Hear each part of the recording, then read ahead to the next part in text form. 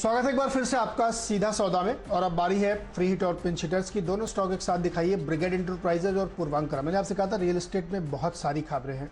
कल वहां बेंगलोर के यानी कर्नाटक के रेवेन्यू मिनिस्टर ने कहा है कि वो मॉडल टेनेंसी कोड लागू करने जा रहे हैं। इसका क्या मतलब हुआ? इसका मतलब ये हुआ कि जो रेंटल स्कीम होती है यानी किराए पे जो मकान दिए जाते हैं उसका तरीका बदलेगा। अभी जो कर्नाटक में होता है कि जो लैंडलॉर्ड है, जो टेनेंट है, उसमें गवर्नमेंट का भी दखल होता है। जब आप रेंट फिक्स करते हैं, सरकार उससे पूरी तरीके से एग्जिट ले रही है और अब ये सिर्फ लैंडलॉर्ड और टेनेंट के बीच में होगा। तो इससे क्या फ़ायदा होगा कि जो 2 लाख की इन्वेंट्री बेंगलोर के अंदर पड़ी हुई है उसको रिवाइव करने में आसानी होगी। साथ ही अब दखल गवर्नमेंट का नहीं है, इसलिए आसानी से ये काम हो पाएगा। और जो एक बड़ी स्कीम सेंट्रल गवर्नमेंट ने इशू की थी कि रेंटल स्कीम शुरू की जाए, बड़े मकान बने, तो ऐसी जगहों पे जो मुंबई दिल्ली से या बेंगलोर जैसे जगह जहाँ पे बहुत सारे स्किल्ड वर्कर आते हैं उनको ये स्कीम के तहत फ़ायदा मिलेगा। और बड़े बिल्डर्स इसी का इंतजार कर रहे थे कि ये खत्म हो तो फिर नए प्रोजेक्ट के तौर पर इस पर काम करें। मुझे लगता है ये एक बहुत ही शानदार खबर है रियल एस्टेट कंपनीज के लिए। और साउथ में तो वैसे भी कोई दिक्कत थी नहीं, तो मुझे लगता है खरीदारी करनी चाहिए। ब्रिगेड एंटरप्राइजेज और पूर्वांकरा दोनों में ही ये एक अच्छी खबर है रियल एस्टेट सेक्टर के लिए।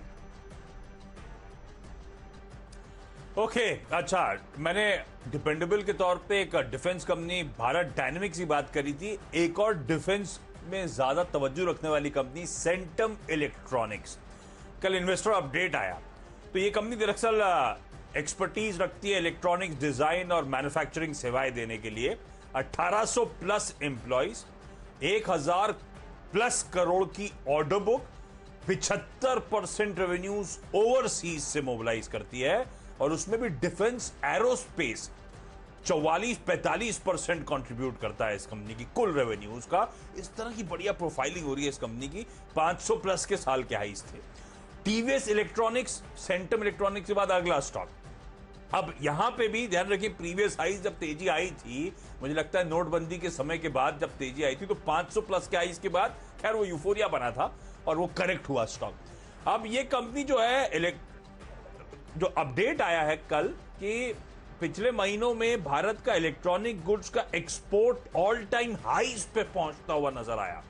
तो इस तरह से इलेक्ट्रॉनिक गुड्स का एक्सपोर्ट हो रहा है। और इलेक्ट्रॉनिक गुड्स में भी स्पेसिफिकली कहा गया है जो प्रोडक्ट कैटेगरी है आईटी पेरिफेरल्स की, लैपटॉप्स की, पर्सनल कंप्यूटर्स की, उसमें सबसे अच्छा ट्रैक्शन अब देखने को मिल रहा है। और आईटी पेरिफेरल्स के लिए टीवीएस इलेक्ट्रॉनिक्स भी जानी जाती है। तो इन दोनों कंपनीज को आप रखेंगे और दोनों ट्रेडिंग बेट्स के तौर पर ट्रीट करेंगे। क्विकली छोटा सा ब्रेक के उस पार आखिरी के 2 स्टॉक्स और टीम्स का क्विक रैप।